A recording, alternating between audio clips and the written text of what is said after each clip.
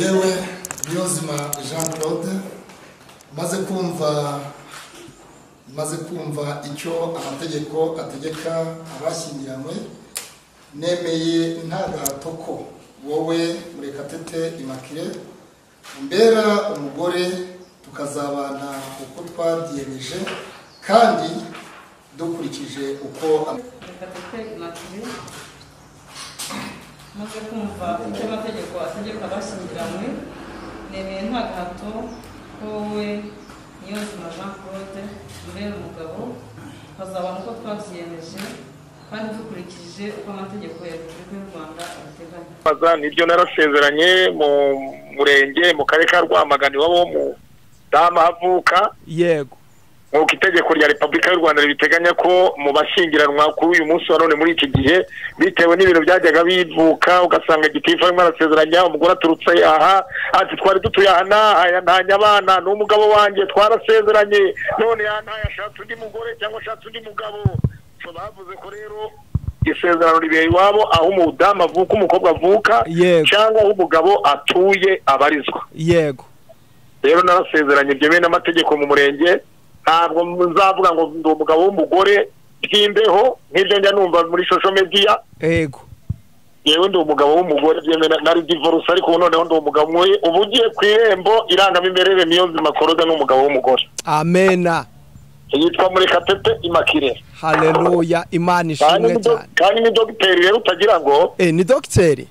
Isubiriza igihe Imana yacu ni nziza, isubiriza igihe Imana. Oya ni dogiteri niko bimeze. Haleluya. Imana y'amahoro ishimwe cyane. Urumva n'abavuzi babiri mu nzu, umwe ni dogiteri muri siyansi z'umwuka, undi ni dogiteri mu maraso mu mubiri. Yego. Ndakubwiza ukuri byarabaye n'ukuri, ntabwo ari imiyaga, ntabwo ari pranka. Ubukwe ni ryari rero? 24 z'uku kwa gatandatu. Pastor. Yes, Pastor. Pastor Claude bagize gutya abonye PS. Ariko yajyaga akunda kubivuga buriya Yesu yajyaga atarapfa, yajyaga akunda kuvuga ngo nyamara ngo njyewe ngo nzapfa, ngo ariko ku munsi wa gatatu nzazuka. Noneho Claude nawe yajyaga akunda kuvuga ngo Imana ifite PS. Rimwe na rimwe ntitwumve icyo ashatse kuvuga, n'abantu benshi ngira ngo kugeza uyu munsi ntibarasobanukirwa iryo jambo, ariko mu bigaragara mu kuri guhari kwibifatika, kutari impuha, kutari ibinyoma, n'amaso yanjye abiri mureba yatukuye kubera amasengesho mazemo iminsi, narahibereye ndabyibonera ko Imana ifite PS.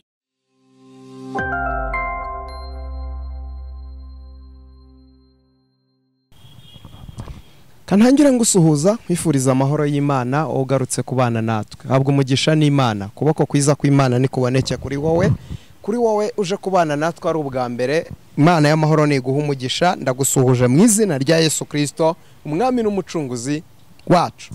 Uyu munsi turagarutse rero, turi kumwe n'umuhanuzi w'Imana Pastor Peter. Amahoro. Amahoro masa. Amahoro masa. Ibyo ni ibintu nabwiye abantu ko iyo turi muri Kristo umunsi nzabura amahoro, umunsi nzaba navuye muri Kristo. Ariko igihe cyose umuntu wese aho ari hose yumva ari muri Kristo, ajye yumva amahoro masa muri we. Amahoro masa muri we. Amena. Imana y'amahoro ishimwe cyane. Reka rero dutangire dusengera Imana hanyuma dukomeze n'ikiganiro. Mwami Yesu, Mana nziza, Mwuka wera, twasigiwe, turagushimye, turaguhimbaje, cyubahiro n'ikuzo ni ibyawe.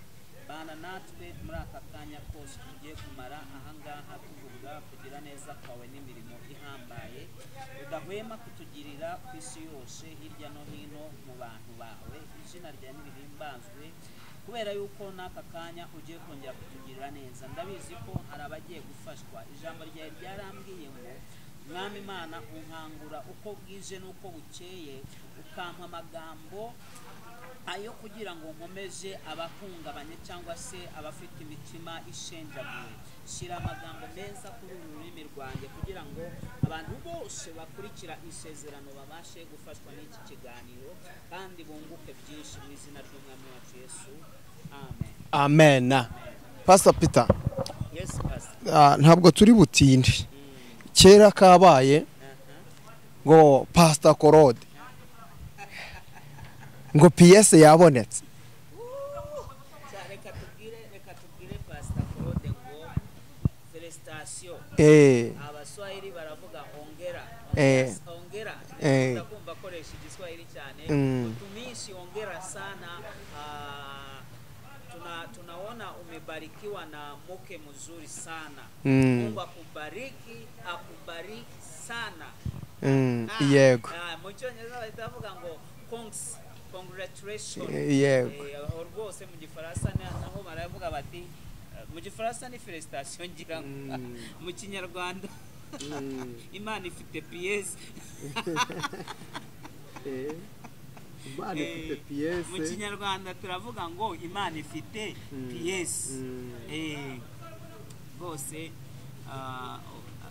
ndumva nanezerewe Imana no kuga Pastor Claude, kubera ko hari urundi rwego noneho agiyeho. Yego, nyuma y'igihe kinini ine yo kukozwe pfo na ruguru, uzi umuyaga uri hagati, haba harimo umuyaga mwinshi, ibyo yagombaga gukora atabikora neza, inshingano atazuzuza. Buriya byanga byakunda, hari izindi nshingano zigiye kuzura muri we.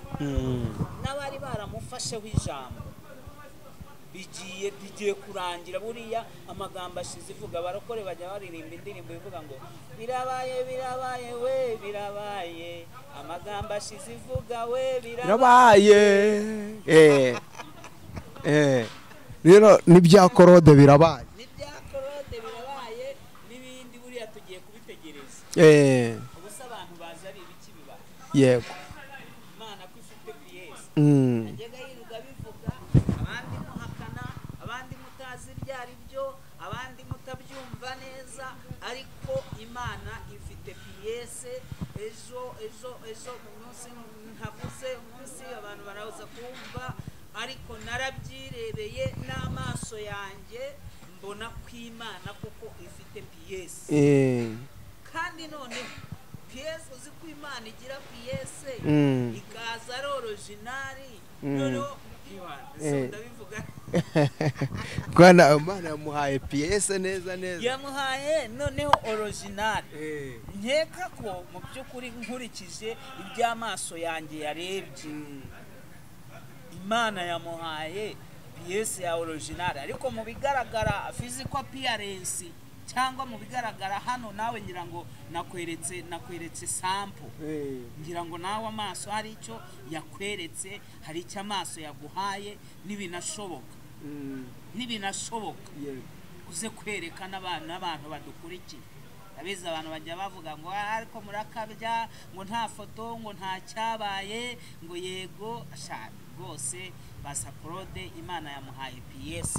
Nkuko ngira ngo muri Bibiliya mujya mwumva ari amagambo ya Baraki na Baramu, ngo yaciye umugani nk'uhanura, ngo aca umugani nk'uhanura. Ngira ngo Claude nawe, Pastor Claude nawe yagiye avuga ngo Imana ifite PS, ahanura. Yego, ahanurira ubuzima bwe, abantu ntibabashije kumenya ibyo ari byo. Ariko nanjye ubu nibwo nagiye nabisobanukirwa neza PS yavugaga. Yego, PS yavugaga iyo ariyo. PS nayisobanukiwe, nayiboneye, nayirebeye mu mabara yayandi. Katurebe harya buriya ririya darapo riba rifite amabara angahe? Atatu. Icyatsi, ubururu, umuhondo n'izuba. Arabirahirira. Umva mu mabara atatu iriya PS nayibonye. Ntimugire ngo ni ubujajwa, dore ndi umuntu w'umugabo, ntabwo ibi bintu ari ubujajwa, ahubwo ibi bintu ni amakuru y'impamo. Imana ifite PS. Nawe wari uri aho wihebye, nawe wari uri aho ubona byararangiye, nawe wari uri aho ubona utakongera gusubirana, buri Imana yongeye iramumeza. Yego, ni hahandi ijambo ry'Imana rivuga ngo haracyari ibyiringiro nubwo igiti cyatemwe.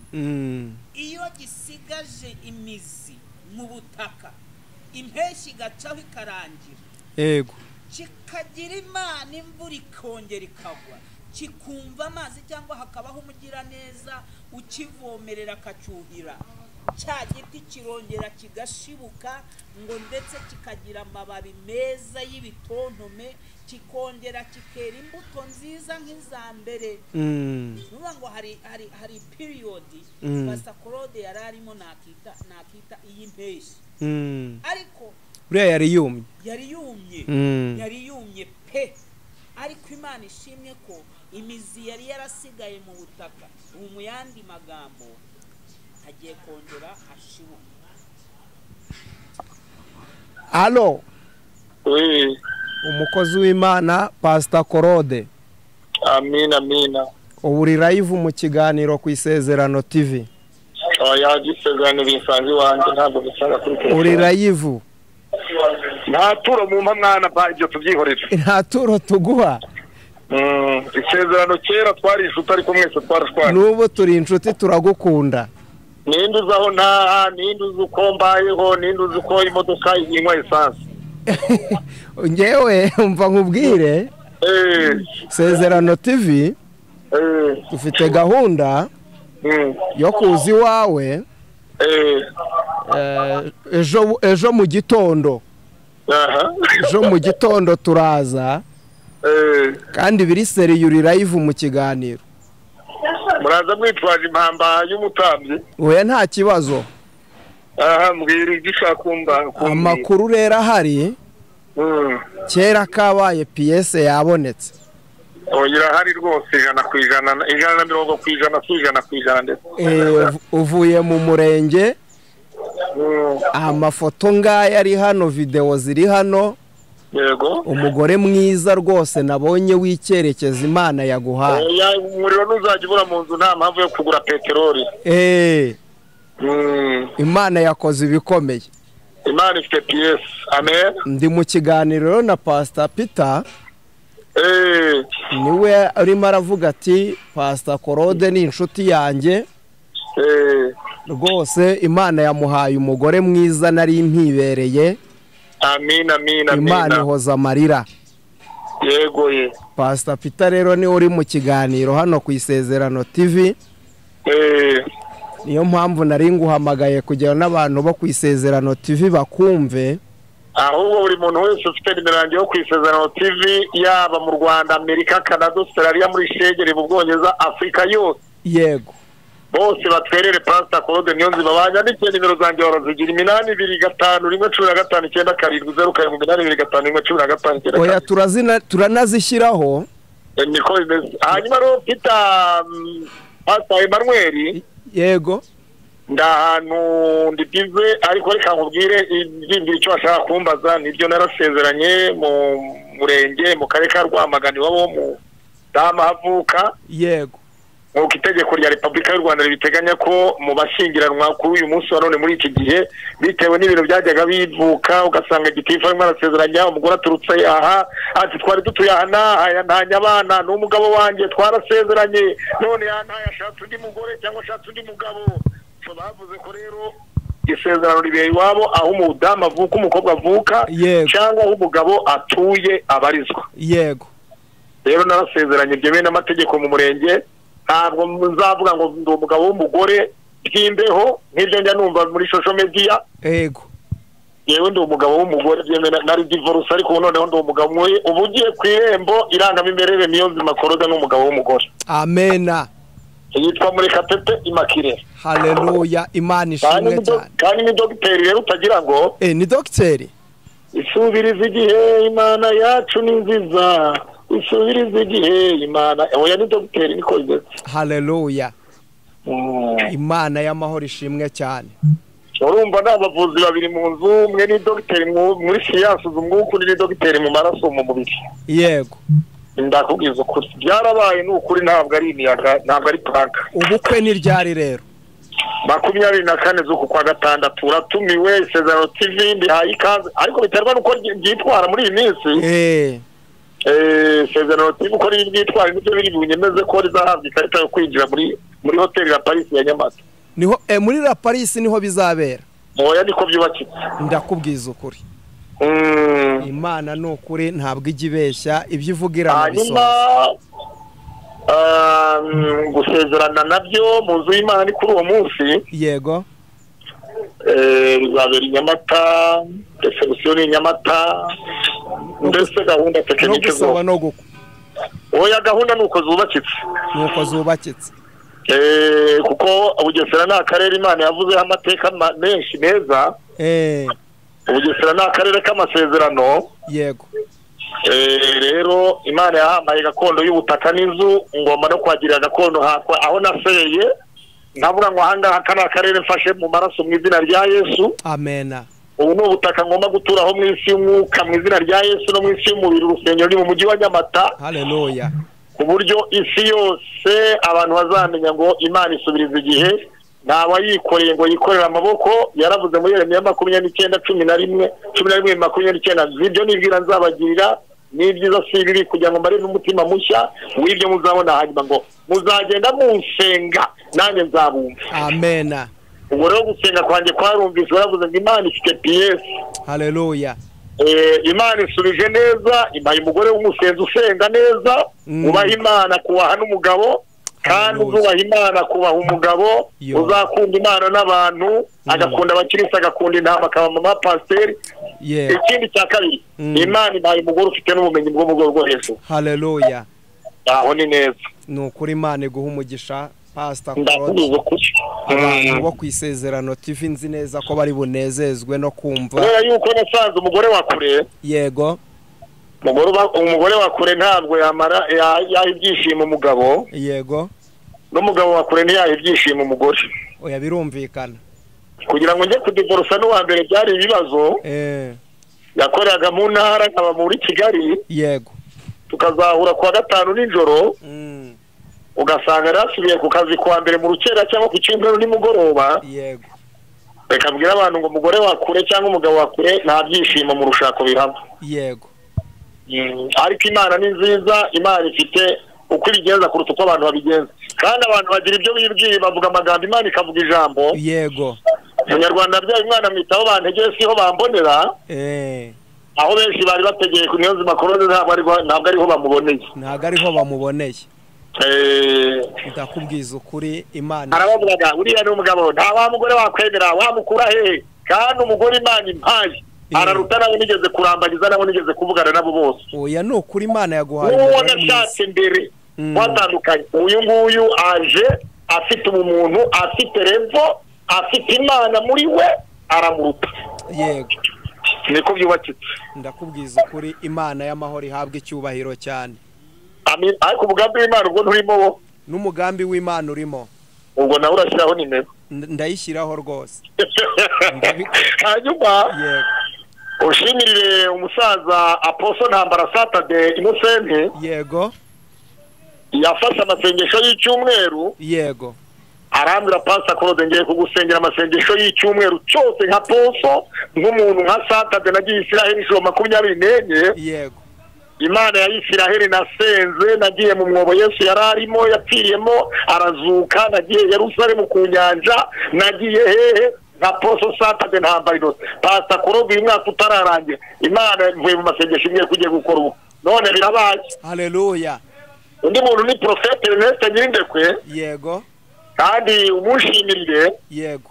Prophet Ernest Nyirindekwe Erayono Pentecost Church. Yego.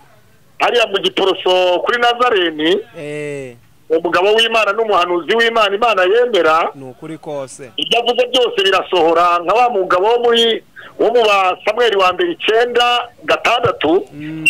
Ernest Nyirindekwe ibyo avuze byose birasohora, mu muhanuzi w'Imana. Abantu bamwizereremo, yizera Imana ya Prophet Ernest Nyirindekwe, ni umukozi w'Imana usumba byose. Amen.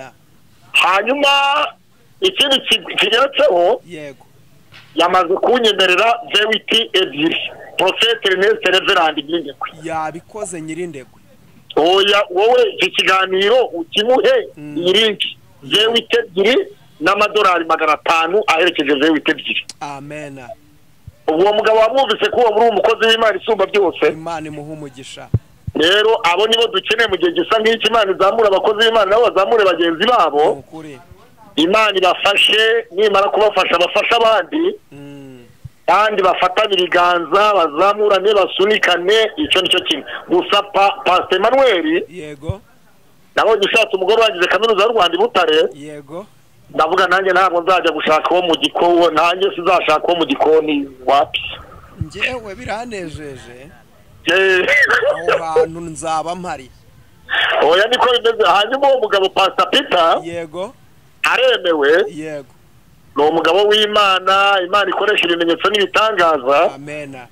Ni umukozi w'Imana Pastor Peter, ndamuzi, Toro Living Word Kimironko. Yego, ni umugabo w'Imana, ni umugabo usenga, ni umugabo uhanura, uvuga ibintu bigasohora. Ni ukuri kw'Imana, abantu bizera Imana n'ijambo ryayo. Kandi ikindi ntibabure kumuhamagara kuri nimero ye, nawe ni umukozi w'Imana usobanutse, usenga, uba mu masengesho, atungwa no gusenga, kandi Imana ikamwereka ikamwihishurira. amena. Amen, amen. Pastor, murakoze cyane. Imana iguha umugisha Reverend Prophet Emmanuel. Nk'isezerano TV n'umugambi w'Imana, turaza kuza kubasura. Isezerano TV Evode aremewe, yego, arakumva. Imana imuha umugisha, ni umukozi w'Imana, ariko ikibazo yibagiwe intama, yibagiwe abavuga butumwa umwapotere wo kuri Isezerano Prophet Claude. Ariko Evode aremewe, nta mushiha, nta munabi. Evode, abanyamakuru mwese mubaye nka Evode, mwajya mu ijuru ry'Imana, Petero yazabakingura atababajije byinshi. Yego, Noya niko bimeze. urakoze cyane mushumba. Asante sana, murakoze namwe. Hanyuma ubwira abantu batwerere batwerere Imana ifite PS. Tuzaza aho ngaho, tuze tuganire. Yego, bibaye na byiza n'umudamu wawe ahari. ngo ntabwo ajya muri social media.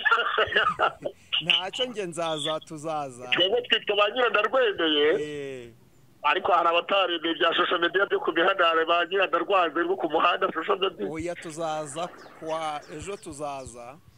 Umudamu rero ari iwawe, ntabwo ari iwanjye. Namuhawe n'amategeko ya Repubulika y'u Rwanda, itegeko nshinga niyo ryamumpaye, ariko ntabwo Bibiliya yari bwamumpe. Oya niko bigomba kugenda mushumba. Urumva rero kugeza ubu ntabwo reka n'amavi sinemerewe kuyareba. Oya niko bimeze. Ariko 24 azaca uwambaye, hazashya indwara yo kuva 2013 kugera 2023 mu kwa gatandatu 24. Ya Uwiteka uwo mwotso Uwiteka azawutwika, azashya. amena.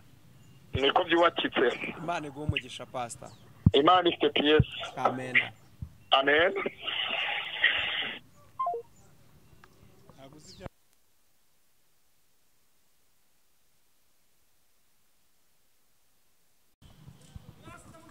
Pastor. Yes, Pastor. Pastor Claude bagize gutya, abonye PS. Ariko yajyaga akunda kubivuga, buriya Yesu yajyaga atarapfa, yajyaga akunda kuvuga ngo nyamara ngo njyewe ngo nzapfa, ngo ariko ku munsi wa gatatu nzazuka. Noneho Claude nawe yajyaga akunda kuvuga ngo Imana ifite PS. Rimwe na rimwe ntitwumve icyo ashatse kuvuga, n'abantu benshi ngira ngo kugeza uyu munsi ntibarasobanukirwa iryo jambo. Ariko mu bigaragara, mu kuri guhari kwibifatika, kutari impuha, kutari ibinyoma, n'amaso yanjye abiri mureba yatukuye kubera amasengesho mazemo iminsi, narahibereye ndabyibonera ko Imana ifite PS. Ko yavuze ngo nabakiza bene uwo mu ruho, ngo nuko umuntu yashaka. Abyumva neza. So we muntu rero nawe wahuye n'icyo kibazo cya divorce, ndagira ngo nkubwire ngo Imana iracyagukunda, Imana igufitiye PS. Wihangane kandi ukomere, ushikame, ukomeze amavi, usenga Imana. Ni Imana y'imbabazi itanga amahirwe ya kabiri, nkuko natangiye mbivuga kuri Pastor Claude. Nawe Imana igufitiye amahirwe nawe Imana izayaguhe cyane rwose. Imana ntikanyima amahirwe ya kabiri. Amahirwe ya kabiri buri muntu wese mu buzima aba yakeneye. Nawe nzi neza ko PS yawe izaboneka. PS igomba kuboneka. Imana ifite piyese bagenzi. wenda wahera aho ngaho uyibona. 078 630 42 45. 078 630 42 45. Iyo niyo nimero yanjye, nyandikira kuri WhatsApp, hanyuma tuzavuga n'ibindi byinshi mu buryo bw'umwuka. Uyu munsi nagiraga ngo mbwire Pastor Claude ngo felicitation, nsubizemo imbaraga by'umwihariko abahuye na bene buriya buzima Pastor Claude yaciyemo. Ndabizi ntago ari ubuzima buba bworoshye, ariko iyo umuntu abonye abusohotsemo bagenzi, tuba dukwiriye gushima Imana. Imana y'amahoro rero ibampera umugisha. Murakoze cyane, Imana ibaha umugisha, kuboko kwiza kw'Imana kubabonekeho. Shalom shalom.